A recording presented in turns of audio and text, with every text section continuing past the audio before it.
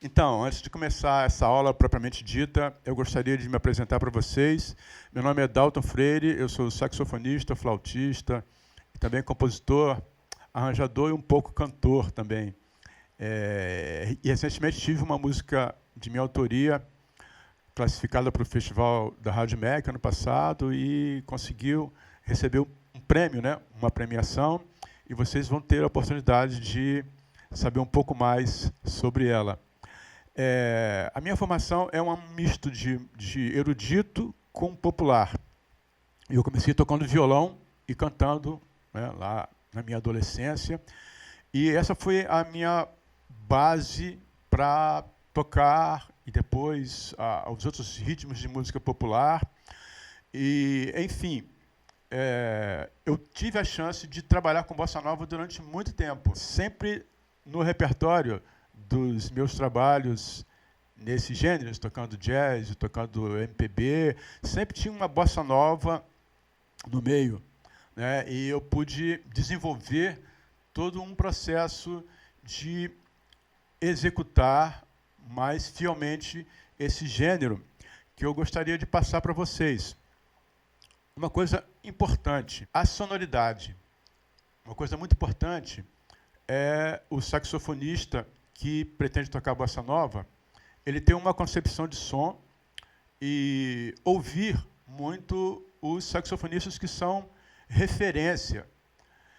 E um deles, para mim, o mais importante de todos, foi o Stan Getz, que, junto com o João Gilberto e Tom Jobim, formaram essa coisa forte da bossa nova e que esse gênero pôde ser difundido, né, pelo mundo todo. Então, as várias gravações dos Stan Getz são assim, uma fonte de conhecimento, de interpretação e de uso da técnica do saxofone para tocar bossa nova, principalmente pela sonoridade. Então, na minha concepção, é lógico que não é uma verdade absoluta, se você quer tocar bossa nova, então o timbre do instrumento não pode, já estou eu aqui fazendo juízo de valor, não deve ser um timbre muito agudo e muito forte, porque a bossa nova em si é um gênero leve, suave. Então, a sonoridade do saxofone deve ser também compatível com essa leveza. Para isso, eu sugiro que seja trabalhada a sonoridade de vários aspectos. Primeiro, estudar notas longas, né, ter capacidade de sustentar notas e para tocar aquelas músicas que são mais lentas, né, então estudar notas longas, usar recursos como vibrato, né, que você consegue fazendo as notas se movimentarem quando a melodia descansa. É um recurso muito utilizado, o Stan Getz utilizava magistralmente. Então, esse recurso consiste no seguinte, em você, basicamente, estabelecer uma velocidade na sua cabeça. Eu prefiro estabelecer uma velocidade par, né? Para cada pulso, duas ou quatro oscilações, que, na verdade, o vibrato é uma oscilação da afinação, que faz a nota ganhar mais movimento. Eu vou dar um exemplo aqui, tocando a nota sem o vibrato e com o vibrato.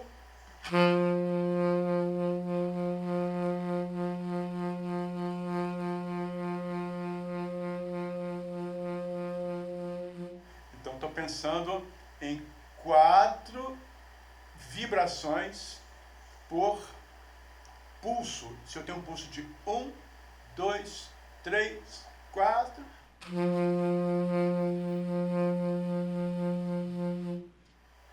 E Dessa forma, não em toda música, obviamente, mas o vibrato é um recurso para deixar a melodia, quando ela repousa, com mais movimentação.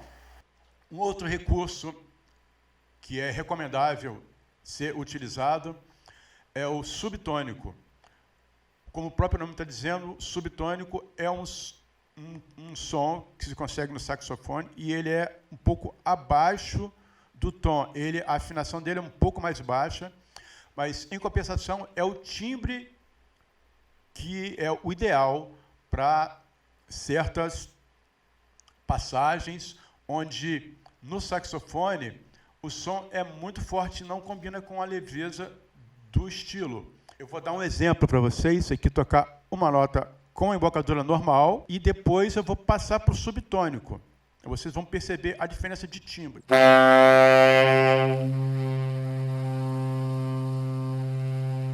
Então, basicamente, eu faço duas coisas. Uma delas é recuar a minha mandíbula e a outra abrir mais a garganta e deixar a velocidade do ar mais lenta. Dessa forma, eu consigo essa sonoridade, que é o subtônico. Se eu for tocar uma música, por exemplo, onde tenha essa nota grave do saxofone, é recomendável que se toque usando o subtônico, não usando a embocadura normal, porque vai ser muito agressivo. Então, esse é um outro recurso que vocês podem prestar atenção, que a maioria dos saxofonistas usa nessa região, quando toca a bossa nova. Para o saxofonista que pretende tocar bossa nova, é recomendável que ele saiba improvisar, porque a bossa nova ela teve influência da música americana, do jazz norte-americano, e as músicas de bossa nova contêm uma harmonia feita especialmente para improvisar, porque elas foram criadas com base, tendo como inspiração e referência as harmonias das músicas americanas também. Esse é o contexto. A bossa nova influenciou o jazz também, né? E foi influenciado pela música americana. De uma certa forma, a improvisação faz parte essencial de tocar bossa nova.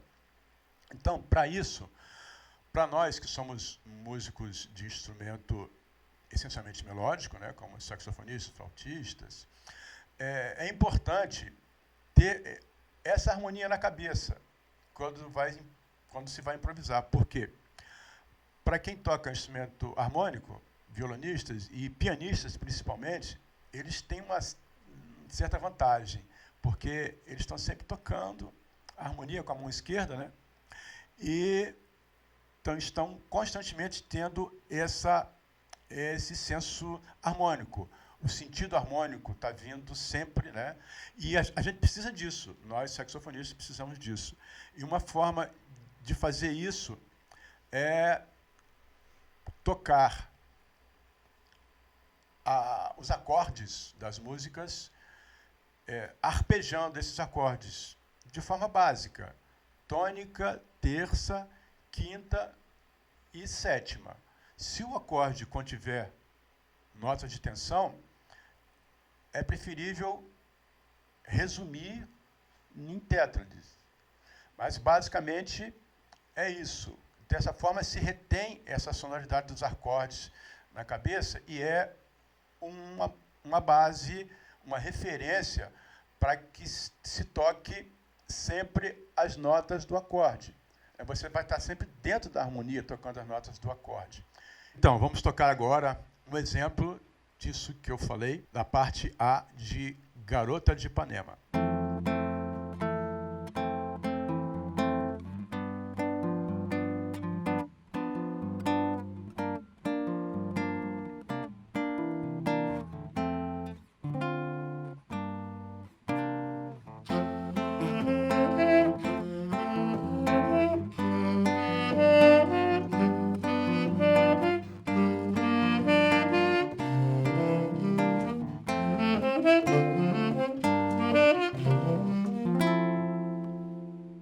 Agora eu gostaria de falar um pouco sobre transcrição de solos. Esse é um recurso, uma prática muito usada por músicos que querem absorver um estilo que consiste em você tocar um solo de algum músico que seja referência nesse estilo, obviamente, e tentar capturar as informações que estão ali, não somente da parte puramente técnica, mas também daquelas coisas que estão ali nas entrelinhas, como se costuma dizer. Tocar não é só tocar as notas, é enxergar o que está por trás das notas. E ouvindo uma gravação e tocando junto e tentando capturar nuances de timbre, de inflexão e demais recursos, acaba ficando aquela coisa de se apropriar do estilo. Então, vou tocar para vocês aqui um solo do saxofonista Scott Hamilton, que é um ícone do jazz, e onde ele usa muitos desses recursos que eu acabei enumerando aqui, né? Notas fantasma, que são aquelas notas onde você não toca, você respira e digita a nota, mas não toca. Isso dá swing e agilidade também. Growling, que é um tipo de efeito de voz gutural junto com o saxofone. Um recurso que os cantores de blues usavam inicialmente, que a tradição do blues era oral, e depois os saxofonistas se apropriaram desse recurso e se utilizam dele. Eu vou explicar um pouco sobre o growling, que eu não falei com eles. Growling, em inglês, é o som do grunhido, né, de um animal. Então, se faz um som gutural junto com o som do saxofone. Eu vou demonstrar um pouquinho a vocês. Vocês vão perceber que nesse solo, uma parte, o saxofonista usa esse recurso. Tocando uma nota normal, sem growling. Agora eu vou tocar usando a voz gutural, que é o growling. Muda-se o timbre nesse momento e a nota, né, fica com essa riqueza sonora, é muito mais harmônicos, né? E isso faz com que a música, nesse momento, né, ganhe em variedade timbrística. E também nesse solo, tem um recurso das bends, que os guitarristas usam também, né, que consiste em alterar a afinação de uma nota por alguns momentos. Começar a tocar, nesse caso desse solo, é começar a nota desafinada e depois chegar na afinação dela. Como, por exemplo, vou tocar uma nota normal, com a afinação normal, padrão, e depois vou usar a bend.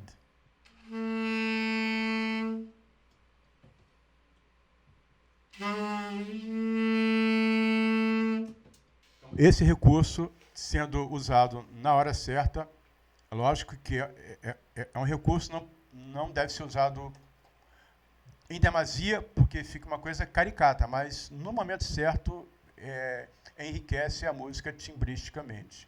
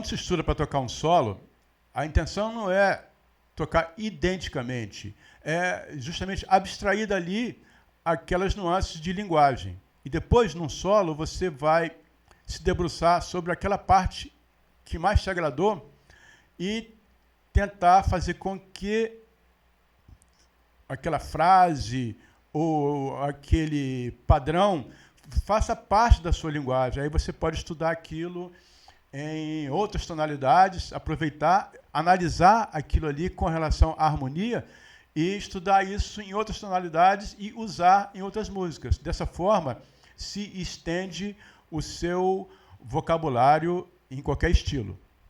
Agora, eu gostaria de dar uma dica que é muito legal, que é a de praticar com o uso de play-alongs, que são essas bases previamente gravadas, e é como se você estivesse com uma banda, né? É a sua banda de bolso, você carrega para onde você quiser, estuda, pratica. E eu vou dar um exemplo aqui, né, de uma dessas bases, de um desses play-alongs, e sempre com foco no fechamento do ciclo do estudo, que é aprender a parte técnica e também praticar. Estudar com os play-alongs é uma forma de praticar, para quem não tem uma banda, né, disponível para você tocar, para ensaiar. Então, é uma forma onde muitos estudantes se utilizam, né? Muitos estudantes se utilizam de play-alongs, muitos músicos profissionais também se utilizam dos play-alongs para praticar. E agora eu vou tocar a música Samba de Verão para exemplificar para vocês.